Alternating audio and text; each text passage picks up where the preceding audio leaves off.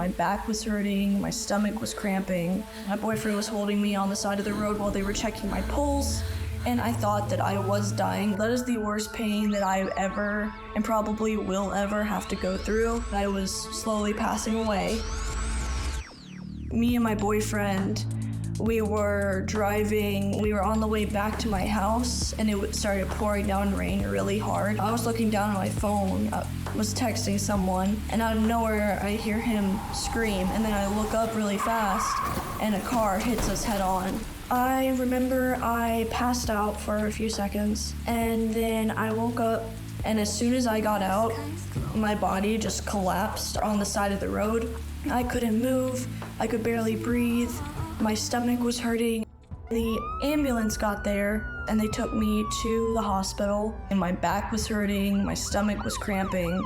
They brought me into the ER and they put me on a cold metal table in the ER, and they were doing all these tests. The surgeon came in and he said that my aorta had split and I was bleeding internally. They said that they were gonna do an emergency surgery. They operated on my stomach. They had to take a part of my colon out because a part of my colon was dead. They had to put a stent in my aorta to keep it from collapsing, and they also had to put tubes in my pancreas because my pancreas was leaking. I don't remember anything from the first week in the hospital. They had to do another surgery where they put a rod and 2 screws in my back to keep it stabilized. I was in the ICU for 10 days healing. After I got released from the hospital, I was on bed rest for probably about a month after. I had an open wound on my stomach that my mom had to change constantly. It was very hard to move without some assistance, and for the mental part of it, my mom had to sleep with me because I kept having nightmares and night terrors. I would wake up in the middle of the night screaming in a cold sweat.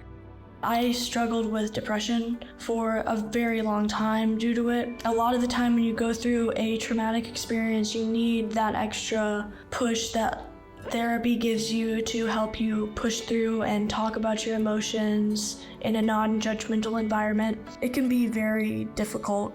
Some days are better than others. I just have to constantly remind myself this was not your fault. Anyone could have gone through it, and you need to give yourself some grace because you did almost die, and you just need to be kinder to yourself so that you can possibly, in the future, help other people who have gone through something similar. I am seen.